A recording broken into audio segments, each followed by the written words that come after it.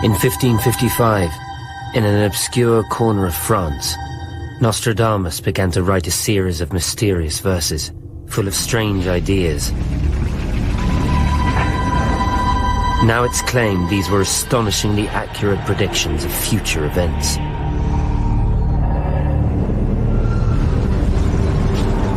Predicting cataclysms and disasters hundreds of years before they happen.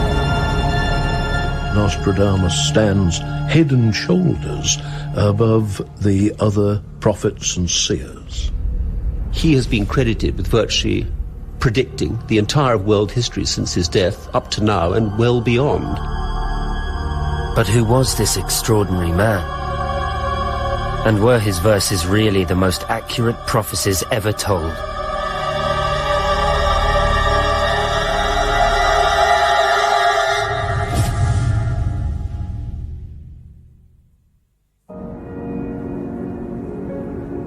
We like to think we live in a rational scientific age, a world away from medieval superstition.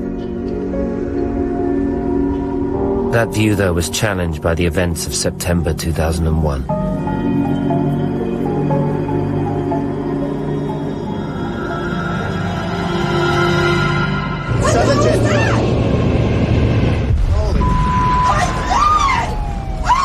God!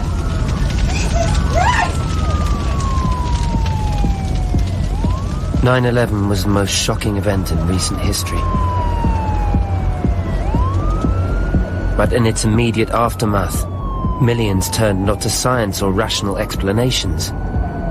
They sought out instead the words of a long-dead prophet. On the internet in the days after 9/11, the name that received most searches wasn't Osama bin Laden or George Bush. It was Nostradamus. The idea that Nostradamus could help shed light on recent events may seem absurd, yet that's exactly what his supporters claim.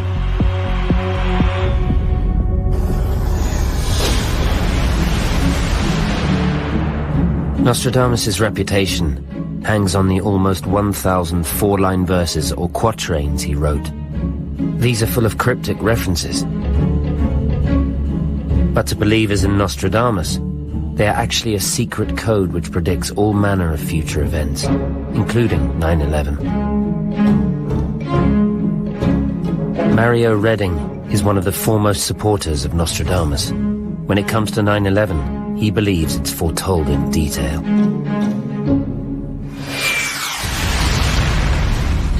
A fire from the center of the earth will shake the towers of the new city. As a result, two great rocks will fight a long war.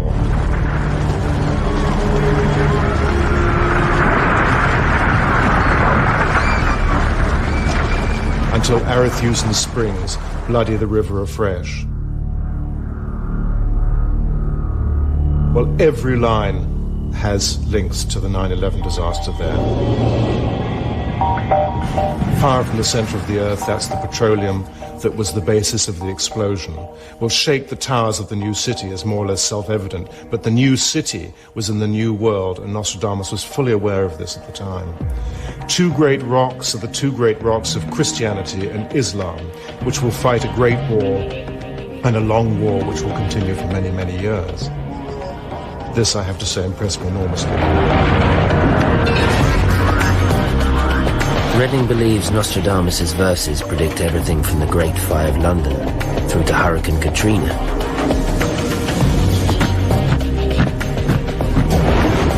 Others disagree and think Nostradamus' words are being misused by his supporters. They know that none of it's true, but it's just an easy way of making a living. So was Nostradamus a prophet or not?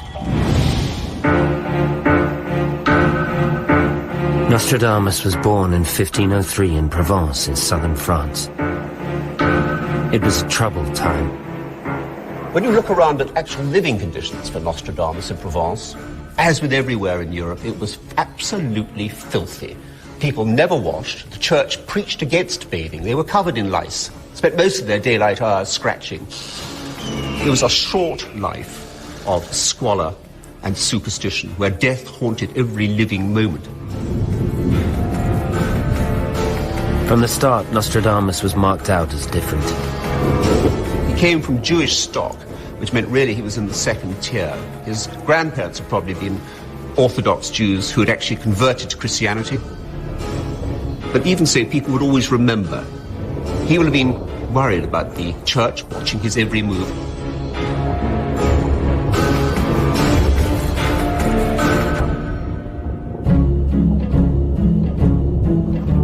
Nostradamus' early life, though, seems remarkably mundane. By his 20s, he'd married, settled down, and trained as a doctor. He even opened his own apothecary shop. You have to imagine it's like being something between a grocer and a pharmacist. Anything from sweets and candies, wax, all kinds of stuff. Pharmacy shops were great places for gossip. Gambling took place there, lots and lots of betting on things like whether a baby was going to be born male or female. All that kind of predictive stuff certainly takes place in pharmacy shops. By the end of the 1530s, Nostradamus was just another happily married shop owner. But then something happened which set his life on a very different path.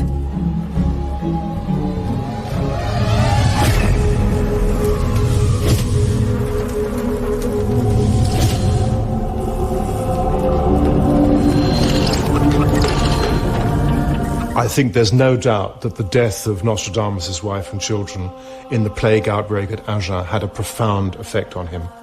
And I think it did trigger something in him, because it was from that moment that he started seeing his revelations.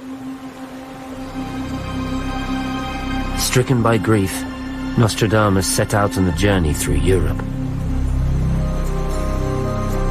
For over a decade he travelled, absorbing the ferment of new and occult ideas spreading across the continent. From Jewish mysticism to astrological techniques.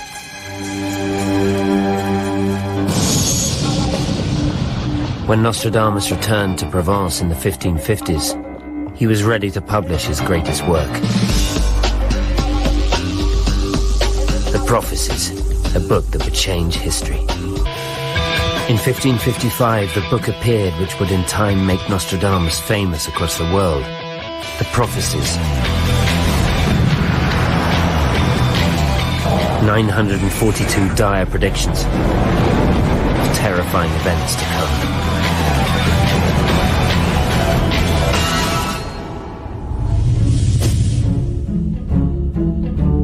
Before Nostradamus, there had been many seers, prophesying doom. He, though, was different, for he had access to a thoroughly modern invention.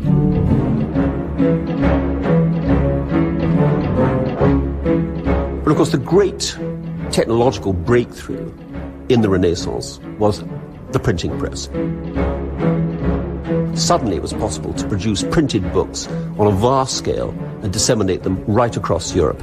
So extraordinary, radical and ludicrous ideas and brilliant ideas simultaneously could flood into all the houses of those who were fortunate enough to be literate. It's probably one of the fastest growing, if not the fastest growing industry of the period. The printers are very keen to find bestsellers. And that has a very strong influence, of course, on the popularity of astrology, prophecy and the like, because these books often sell in very large numbers. This is the perfect time, and this is a chance for a man to use this brand new information technology. His work will be disseminated right across Europe. Had he been born 100 years earlier, it would have remained stuck in Provence if he was lucky. It wasn't just that Nostradamus' work circulated more widely than his predecessors. His language was of a different order, too.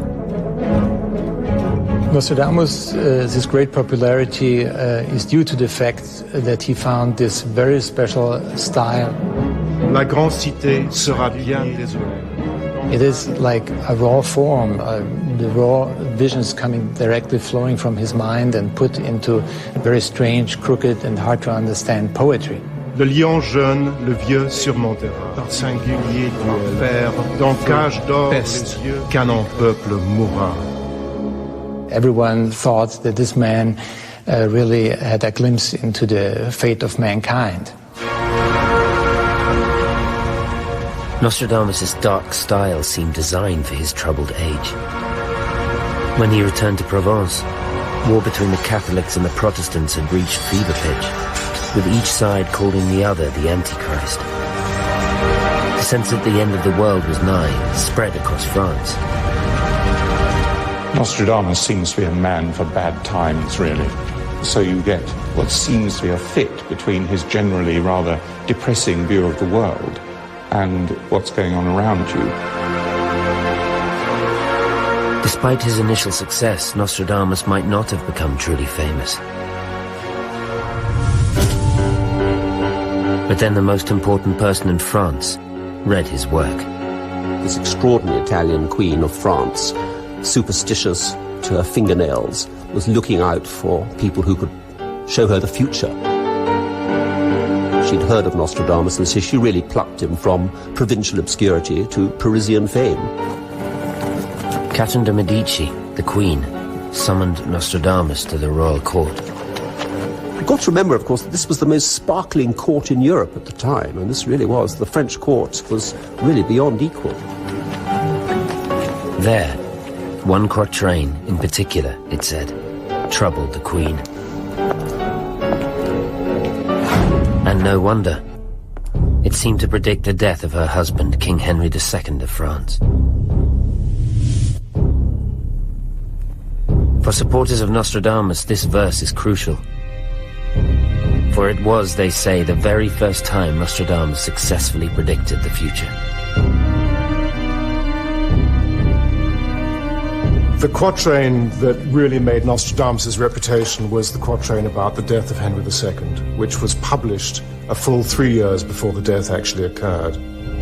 This is when Nostradamus stands head and shoulders above the other prophets and seers. Le lion jeune, le vieux surmontera. En chambelli, the young lion will overcome the old one in a single combat on a military field. Dans cage d'or, les yeux lui crèvera. Inside a golden cage, his eyes will be pierced. Deux classes une, puis mourir. 2 wounds shall result from one blow, and afterwards he'll die a painful death. The young lion was Montgomery, the commander of the king's bodyguard. And Montgomery asked the king if he would like to joust against him. And the king, being a virile, proud king, still quite young, said yes, despite Catherine de' Medici, his queen's, begging him not to go on the jousting field. The king insisted. The first 2 passes, Montgomery managed to avoid him and his lance shattered. The Queen then came up to the king and said, please don't do this again. The king insisted, despite Montgomery's reservations. And at the last moment, Montgomery tried to raise his lance, but the lance splintered on the king's helmet. The shattered ends of the lance pierced the king's eyes and his throat, and he took 9 days to die in agony.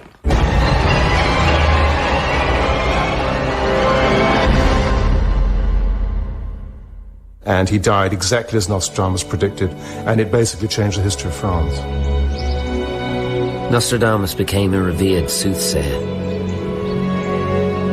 The Queen gave him a state pension, and he settled down into a form of comfortable retirement. On his death, Nostradamus was famous only in France. But his fame soon began to spread across Europe.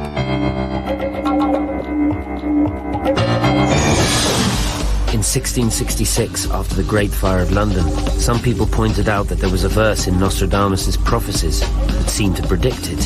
The blood of the upright will be absent from London. She will burn up suddenly in the year 66. The old lady will fall from her high place. Many other Protestant churches will be destroyed too. Suddenly in the year 66, well, that's dead on the nail with 1666. The old lady who falls from a high place is St. Paul's Cathedral, which was burnt and utterly destroyed in the fire. By the 20th century, Nostradamus' status as a global superstar of prophecy was taken for granted. Every great event in history, it was being claimed, was foretold by him, including some of the darkest of all.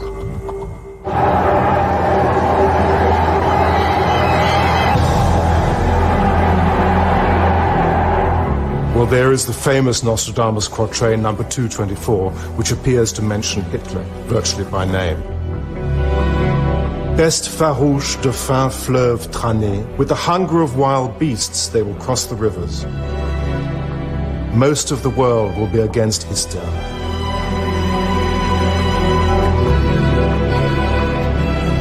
The great man will find himself paraded inside a cage of iron. The German child understands nothing.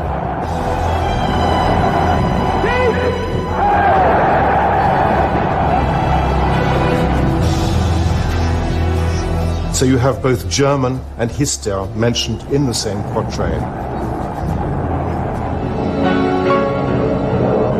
In fact, so convinced were the Nazis themselves by Nostradamus, they actually used this verse in their propaganda.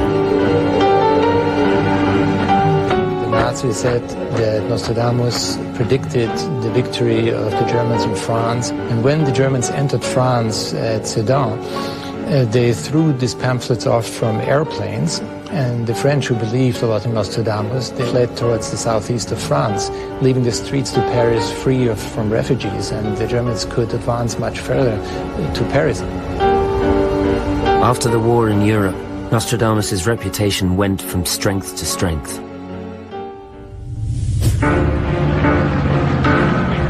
Each new and terrifying historical event was credited to him.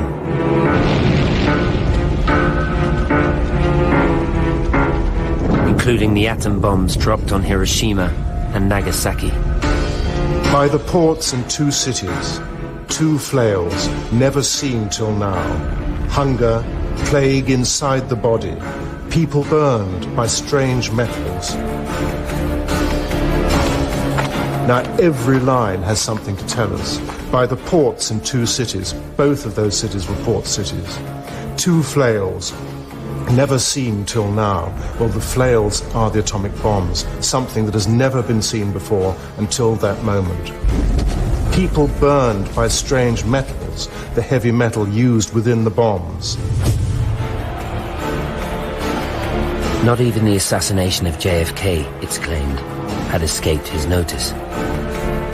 From on high, evil will fall on the great man.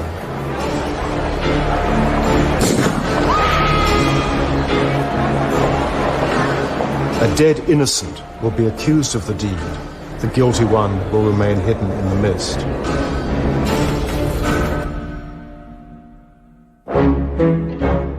To supporters of Nostradamus, the evidence seems overwhelming.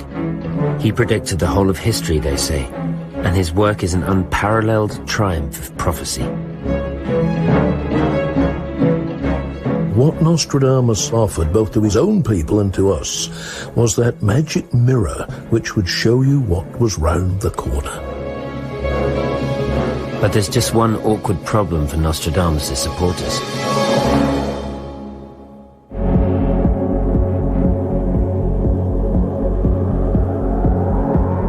Nothing in science supports the idea that it's possible to see into the future. So could he have found a mysterious way round that? At the heart of his method of prophecy were his visions. Nostradamus was convinced he did have divine inspirations, or to have paranormal abilities, precognitive visions, or whatever you want to call them. He even said that in his family it was widespread that people from his ancestors had also visions similar like he did. He thought that this was an inherited ability. Ever since the oracles of the ancient past, shamans and seers have claimed to be able to see visions. Most have used techniques to trigger them.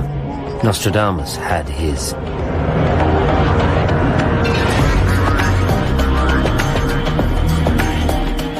he would go into a room where there was a bowl of darkened water, often with ink, and he would then have his dreams or his revelations looking into that water for very long periods of time.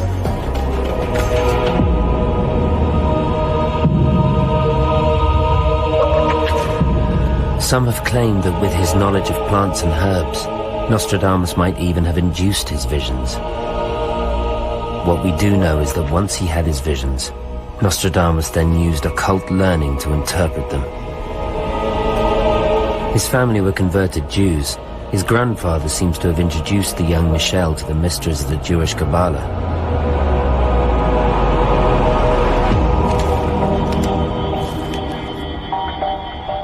Kabbalah is a Jewish mystical tradition. Most people believe stretching back to the time of Moses when he was on Mount Sinai. He received the 10 Commandments, which he gave to the people. He also received mystical teachings, which were just kept secret. They were passed down to the initiated from father to son or from master to disciple. This here is a 17th century mirror of mystical Kabbalah, in which we have the number 72 here, 72 numbers. 72 was the number of angels which were most significant for Kabbalah. Each angel has a different concern. For example, here we have the Latin word amor, love. If you want to have assistance with that, you invoke a particular angel. The next one is sapientia, wisdom. Again, if you want wisdom, you invoke a different angel. Here we've got the Archangel Michael listed, which was particularly significant for Michel de Nostradamus. In fact, there's a famous letter, one of the most famous letters of Nostradamus, when he talks about invoking this angel who comes to him and gives him dream revelations. He also steeped himself in one of the most important fields of study in the 16th century, astrology.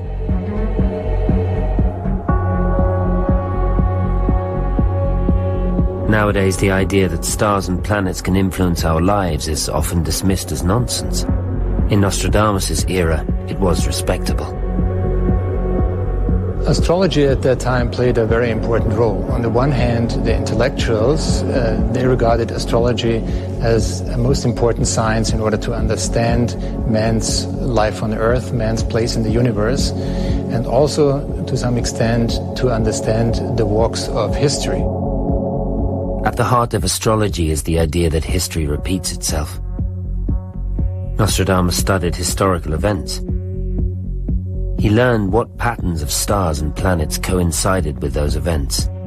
He then assumed that when these astronomical patterns happened again, similar events would happen again too. Of course, like astrologers today, Nostradamus would have needed to use a great deal of intuition. When you get to the art of astrology, it's astrological interpretation. How do you interpret this? And you would look at the chart and you would start to string words together and suddenly see, oh yes, well if Jupiter is in this position, that person's going to be very lucky. If Jupiter's in this position, this person is going to be known successfully internationally. Jupiter in this position means they're going to be a wastrum. If you bring the intuition in, you'll start to get little pings. Well, actually, that. Because Venus is love or money. Now, the Venus in that chart, therefore, is it more geared towards love or is it more geared towards money? So, there are nuances that you can only get, I believe, through that intuition. There is no evidence that any of the ways that Nostradamus used to interpret his visions, such as astrology, actually work. And plenty of evidence they don't. For critics, this fatally undermines Nostradamus. What I say to the supporters of Nostradamus is tell me what's going to happen with some degree of accuracy in the future. Tell me next year, 10 years, 50 years. Tell me when the world wars are actually going to happen. And if those predictions come true, then I'll be impressed. No, I think Nostradamus was a complete and utter charlatan. The whole thing is complete and utter mumbo-jumbo. So do the strange verses of this long-dead author really refer to the events it's claimed they do?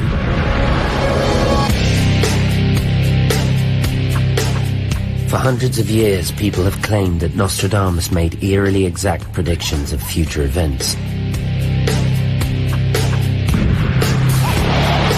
There is one thing that unites all these claims.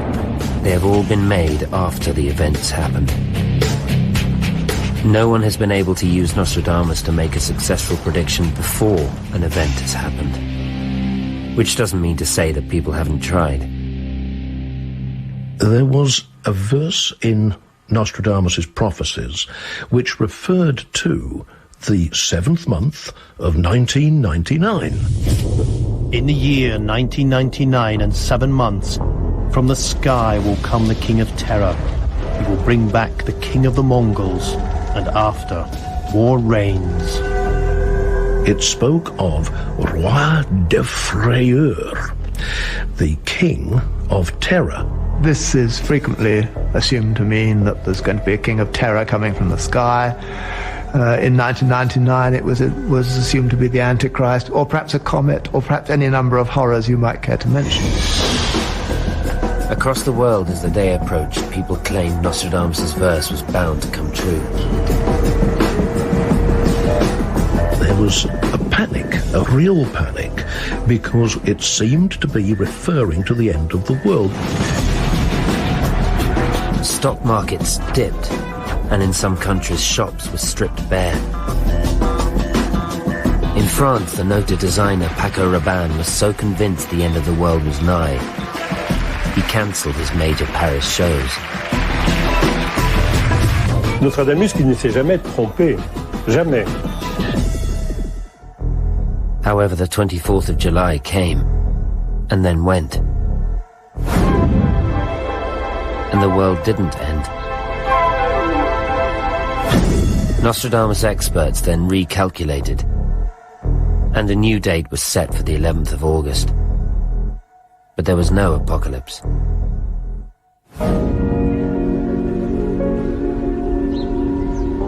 So why not? What this episode reveals is one of the biggest problems about using Nostradamus to make predictions. The texts of his works are full of errors. The entire 1999 prediction hung, for example, on the word d'effrayer, or King of Terror. When this verse is examined with a knowledge of 15th, 16th century French, and when the first edition of Nostradamus's printed quatrains is also examined, there is no apostrophe between the D and the E in d'effrayer. So the Roi de Frayeur with no apostrophe simply means a good, kind, generous king, a man like King Wenceslas in the Christmas Carol. It turns out that over the years, Nostradamus' words have constantly been changed and added to. And the very technology which popularized his work added errors. Peter Le Mesurier has made a detailed study of the original quatrains. It's very difficult to find even two copies of a single edition that are exactly the same, because the whole thing was printed by hand. Print fell out of its frames while it was being printed. Adjustments and corrections were made as you were going along. So as a result, quite a lot of words got misprinted. Very often the word de, meaning two, got printed as de, D'-E-U-X, meaning of them, or the other way around. Or dame, meaning lady, got printed as D'-A-M-E, meaning of soul. Then when it came, for example, to unfamiliar words, unfamiliar place names that the printer had never heard of, he just did his best with them, and sometimes they didn't even approximate to what the original was.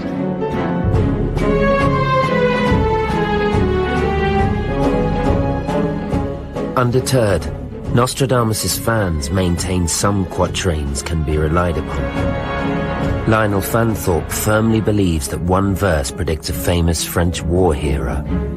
3 times, one who is named de Gaulle will be the leader of France. And if we think of General Charles de Gaulle, a very valiant leader during the Battle of France, and then again he led the Free French against the occupying German forces. And finally there was his famous presidency from 1958 onwards. So that 3 times a leader named de Gaulle will lead France.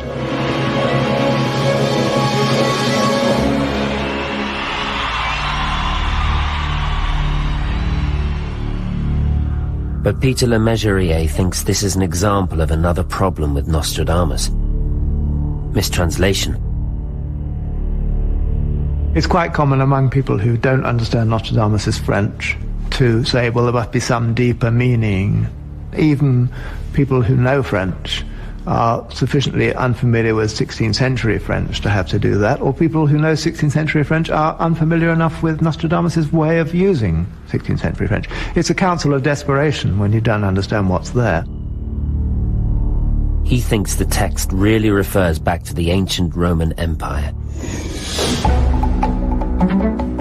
Verse says, Hercule le roi de Rome et Danemark, de Gaulle trois Guillons surnommés. Actually, all he's saying is de Gaulle trois, of the three Gauls. Julius Caesar had described Gaul as being divided into three parts. So all a translation should say of that is, from Rome to Denmark, Hercules shall be surnamed the leader of tripartite Gaul. Now you can read de Gaulle into that if you like, but you're stretching it a bit.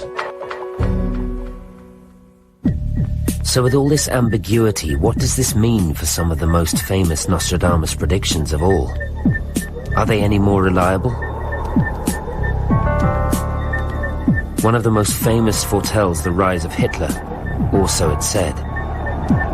But how credible is this, since the name in the verse is not Hitler, but Hister? He's reputed to have thought, or at least pronounced, that a man called Hitler will come popping out of Germany and cause a lot of trouble. In fact, he goes to great lengths to explain that the word he uses is Hister, which in fact is the old Latin name for the lower Danube. So, although the words are similar, one cannot get one from another. Whereupon, of course, the nutters will come back and say, but he was born quite close to the Danube. So you could actually never win with this sort of thing. But if Nostradamus meant Hitler, then why didn't he just say so?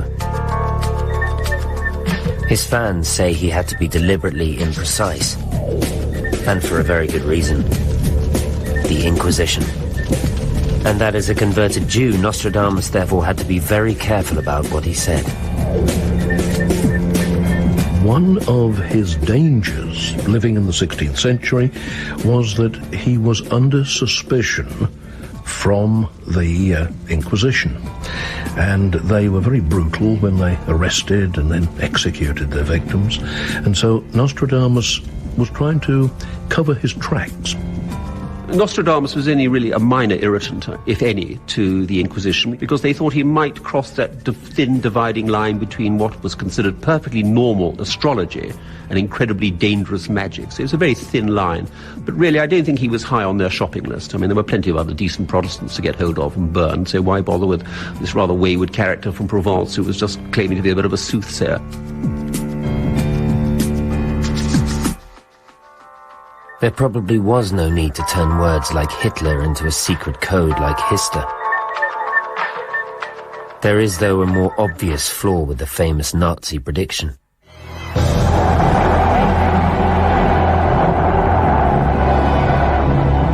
Best farouche de faim, with the hunger of wild beasts they will cross the rivers.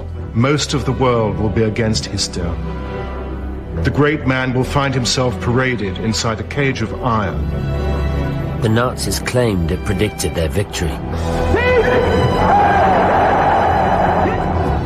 But they actually lost the war. This has proved no obstacle to supporters. They now claim that all along it was meant to predict exactly that. Now, this quatrain is fascinating because it not only shows what is going to happen to Hitler, but also to Mussolini, who ended up being hung upside down in a cage of iron, i.e. a burnt-out garage near Lake Como in Italy with his mistress. The hunger of wild beasts, they will cross the river, refers to the Russians, who crossed the two rivers to get to Germany.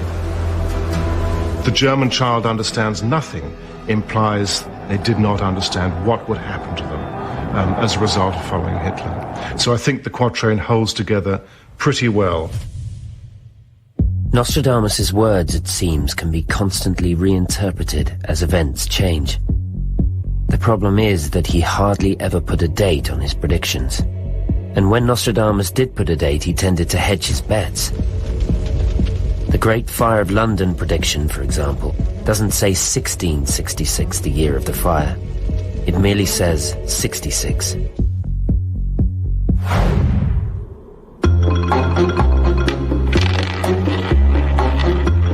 Critics say this vagueness increases the chance that events will seem to fit a verse, and the laws of probability mean that even unlikely events will eventually happen, if you give them enough time. Richard Wiseman is one of Nostradamus' fiercest critics. So we're going to play Nostradamus roulette. In normal roulette, you place your money on a number, there's a single spin of the wheel, and if your number comes up, you win. But Nostradamus, when he made his predictions, didn't say when they were going to happen. So in this version of roulette, you choose a number and then you keep on spinning the wheel until you win.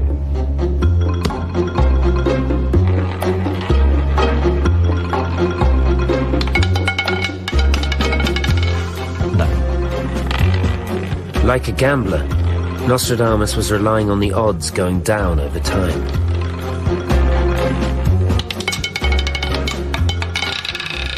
No.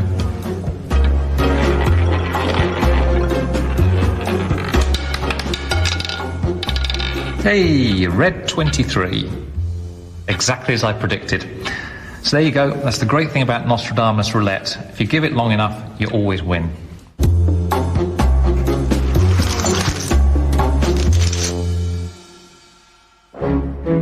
Sometimes, though, a verse of Nostradamus seems to fit an event so perfectly and spookily it's tempting to ignore such logic.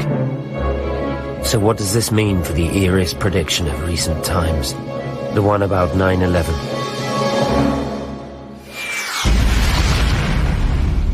A fire from the center of the earth will shake the towers of the new city. As a result, two great rocks will fight a long war.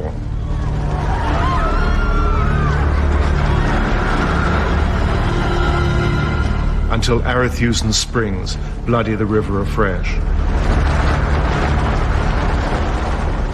This is what supporters say.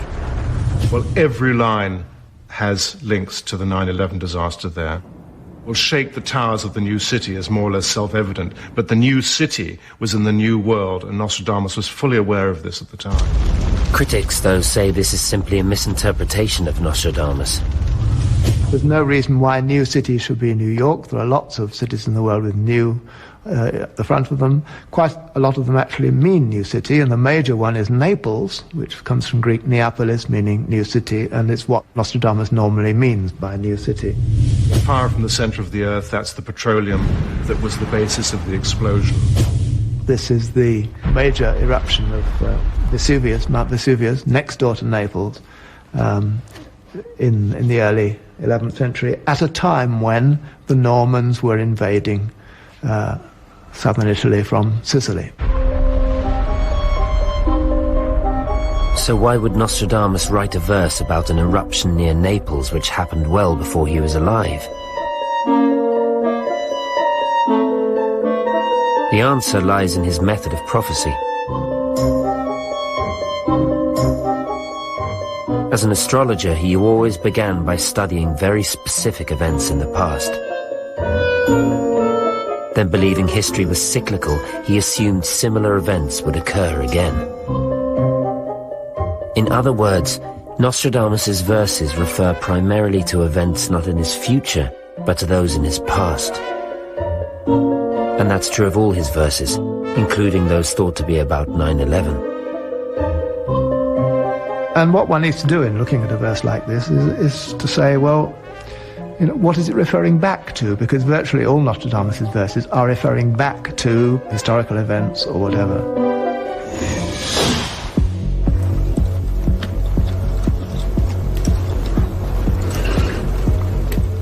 So what about the quatrain that it's claimed made Nostradamus' name? The one about the joust. The one that's claimed was his very first successful prediction. The young lion will overcome the old one. hand to hand on the field of combat. Nostradamus himself, during his lifetime, never ever thought that this Catherine predicted the death of Henry II. We know from correspondence with other persons that he had that he actually selected a totally different Catherine, not the Catherine that every one of the interpreters think is one of the most famous examples of how right Nostradamus was. In fact, when you look at that verse, 135, you'll see that, in fact, it can't really apply. It says it happens on a battlefield. It didn't happen in a battlefield. It talks about 2 fleets or 2 armies. There weren't 2 fleets or 2 armies. Whereupon, of course, people start twisting the words. This is the standard method with Nostradamus. You twist the words, or you twist the event, or indeed you twist both. And this is what most of the current Nostradamus industry is based on. Human beings have a fathomless appetite for superstition, cant, hypocrisy, nonsense, and general rhubarb. And he is their great prophet, really. It seems certain that Nostradamus didn't successfully predict 9/11, Hitler, or indeed anything else. Does that mean he is completely irrelevant now? Not according to Mario Redding. He says he can use Nostradamus to tell us what is going to happen in the future. This is a controversial quatrain that appears to suggest the assassination of a world leader. Apparently, President Bush faces a deadly threat.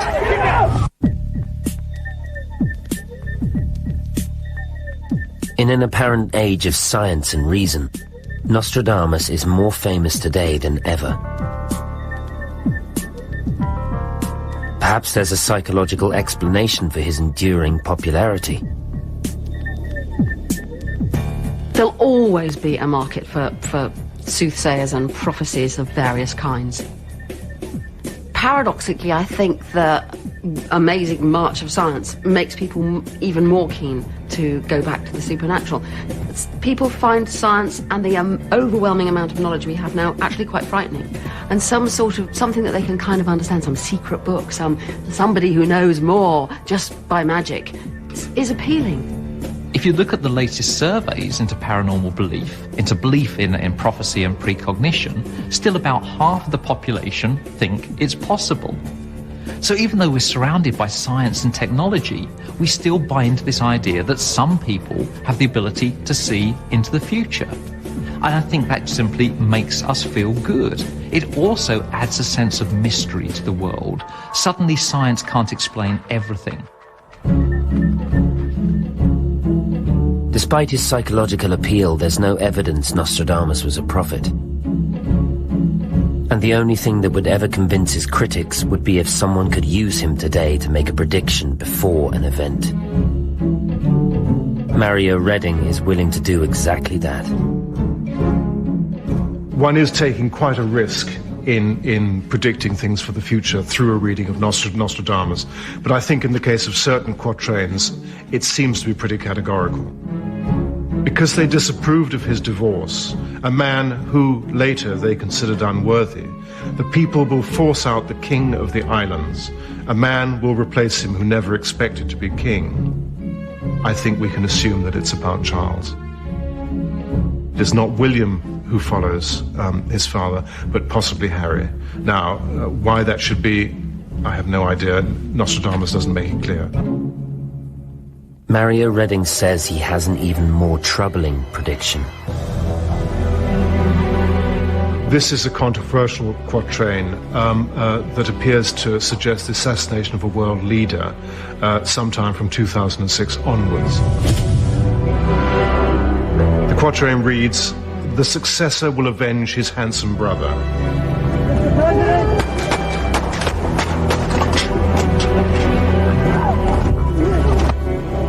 He will take over the realm under cover of vengeance. The obstacle slain, his dead blood seethes. Well, in line 2 here, we have one of the classic Nostradamian codes, which is sous ombre, which is beneath shelter out in a desert, i.e. under a bush. So my reading of this is that there may be an assassination attempt on President Bush. And in this context, if that were to happen, Nostradamus also foresees a pretty grim aftermath.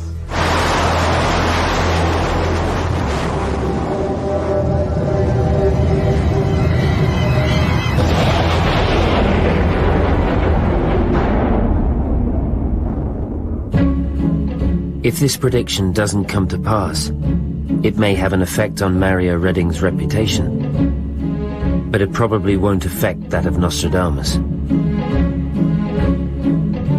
4 centuries after his death, he continues to be an enduring legend, sought out by people whenever troubling events occur. The funny thing is, that's one prediction he didn't make.